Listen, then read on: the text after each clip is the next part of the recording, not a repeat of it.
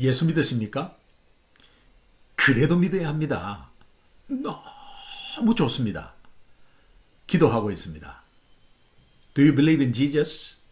You still have to try. It's so good, great, awesome. I am praying for you. 你相信耶稣基督吗？你应该相信耶稣，相信耶稣非常好。我会为你祷告。Usted cree en Jesús? Igual tiene que creer. Es muy bueno. Yo voy a orar por ti. Estoy orando. 여러분, 이 네 마디를 하루에도 몇 번씩 어디서나 누구를 만나더라도 무엇을 하더라도 이 네 마디를 계속해서 말한다면 여러분 복음의 영향력은 여러분 삶 가운데 엄청날 것입니다. 정말 예수 믿나 안 믿나에 관심을 가지고 항상 찔러보는 여러분 되시기를 간절히 소망합니다. 오늘 하루도 어떤 곳에 있든지 또 무엇을 하든지 누구를 만나든지 혹시 예수님 믿으세요? 그래도 꼭 믿어보세요. 너무너무 좋습니다. 기도하겠습니다. 제가 기도하고 있습니다.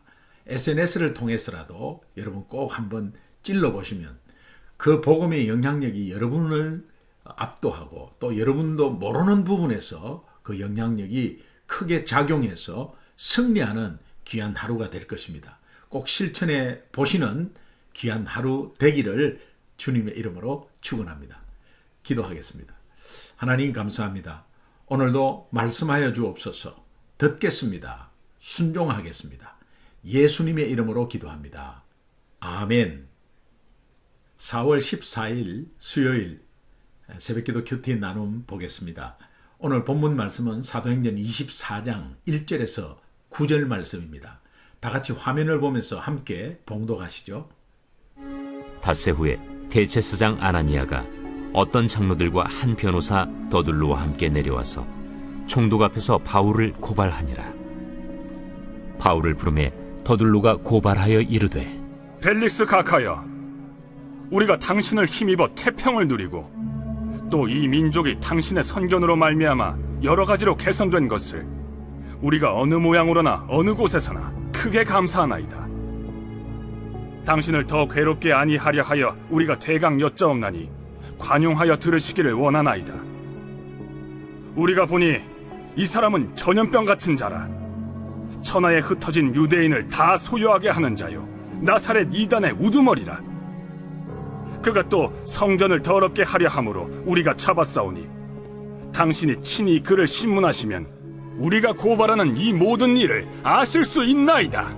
유대인들도 이에 참가하여 이 말이 옳다 주장하니라.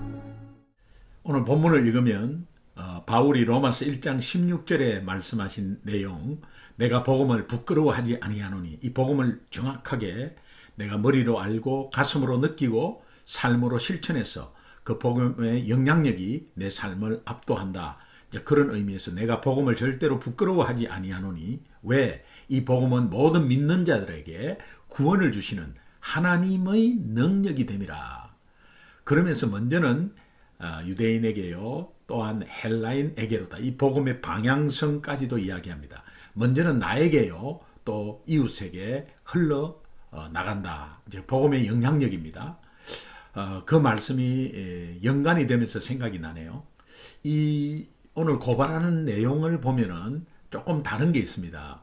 유대인들이, 제사장들이, 또 바리새인들이, 서기관들이 바울을 고발하는 것을 보면은 대략 종교적인 재판 과정을 볼 수 있습니다. 그런데 오늘 이 고발 내용은 약간 정치적인 것도 같이 들어가 있습니다.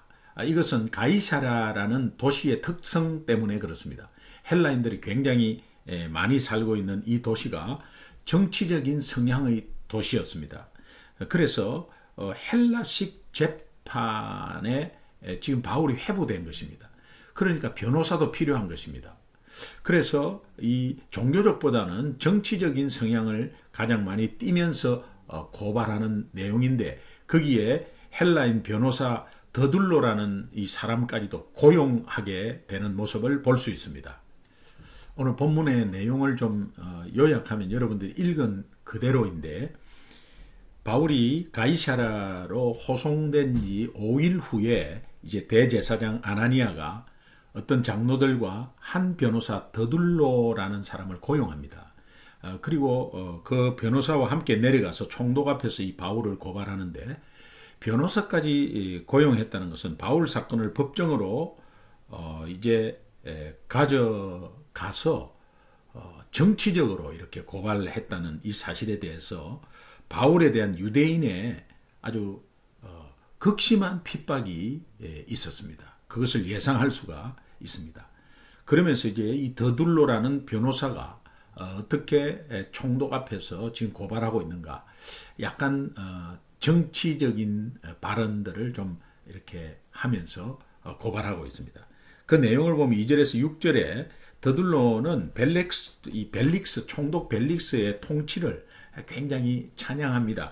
찬양하고 호의적인 반응을 이끌어내려 했고, 또 이후에 고발 내용이 바울은 전염병 같은 자다, 이 전염병 같은 자다 하는 의미는 굉장히 유대인들이 골칫거리였고, 또 바울이 전한 복음의 영향력이 굉장히 강렬했다는 증거입니다. 이 급속도로 막 전염병은 막 퍼져나가잖아요. 이 복음의 영향력이, 복음이 엄청나게 막 유대인들에게 퍼져나갔습니다. 그리고 유대인들, 또 전 세계에 흩어져 있는 유대인들을 다 소유하게 한 자다.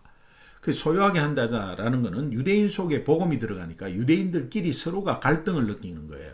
이게 진짠가 가짠가, 아니면 나는 이 복음을 믿겠다, 그거 믿지 않아야 된다, 우리는 율법을 받다, 율법은 이제는 완성되었다, 이 예수 그리스도로 완성되었다, 십자가의 복음이 정말이다, 이런 식으로 안에서는 엄청난 갈등이 있었습니다.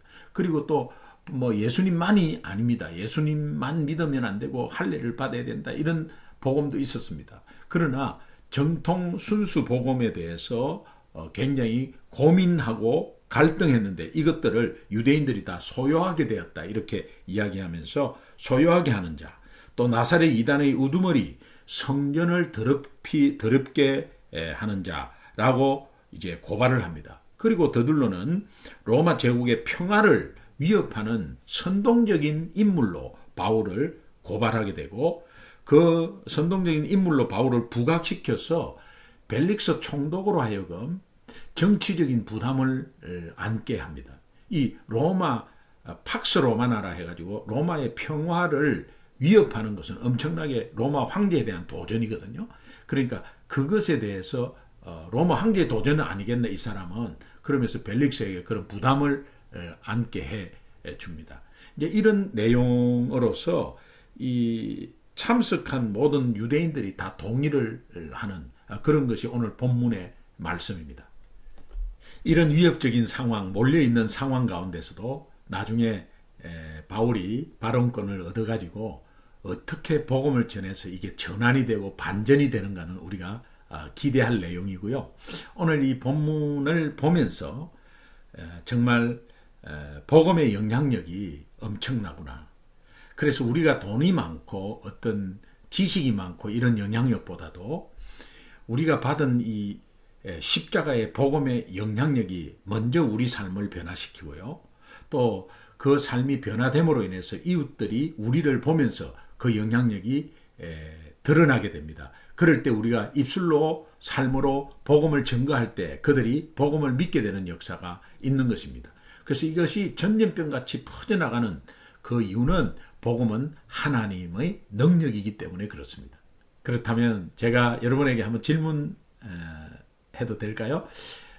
정말 이 하나님의 능력인 이 복음의 영향력이 여러분의 삶에 들어와서 여러분의 삶이 변화된 것이 무엇입니까? 많이 있겠죠.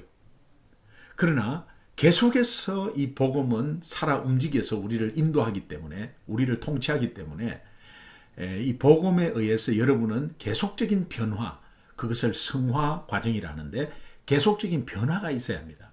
그 변화가 없는 것은 제가 주일에 말씀드렸죠. 십자가의 죄사함은 확실한데 십자가에서 나의 옛사람이 예수님과 함께 죽었다는 것을 계속 잊고 있습니다. 예수 믿지 않았을 때 그 옛사람, 죄의 종노릇 했던 그 옛사람이 죽었다는 거예요. 그런데 예수 믿고 나서 계속적으로 분노하고 계속적으로 다투고 시기 질투하고 남을 판단하고 또 계속적으로 죄짓고 하는 것은 여러분이 죄사함에 대한 확신, 그것 때문에 회개하고 하잖아요. 그러나 내가 거기에서 십자가에서 예수님과 함께 죽었다는 것이 없다면 여러분 회개는 형식적이 되고 계속해서 동일한 죄를 반복해서 짓게 될 것입니다. 그러면 안 되잖아요.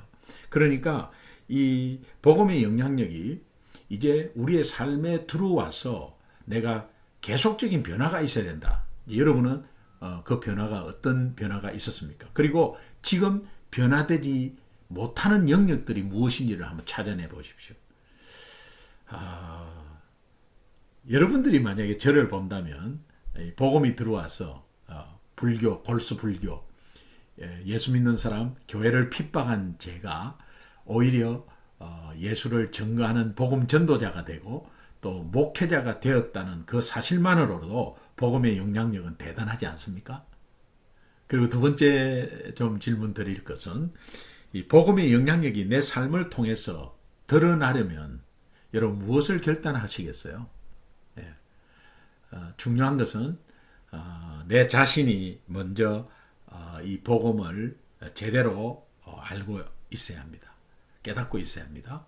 그래서 복음은 내가 부끄러워하지 않아야 합니다.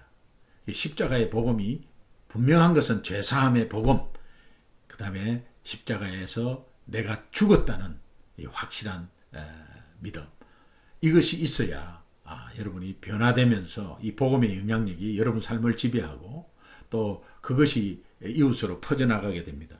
그래서 우리가 결단할 것은 일단 내가 복음으로 인해서 변화되는 것, 그 변화되는 가운데서 그 속에서 내 입술로 아니 내 삶을 통해서 복음을 전파할 때 그 복음 전파하는 의지가 있을 때 성령께서 도우셔서 여러분들을 통해서 하나님 나라가 확장되는 것입니다.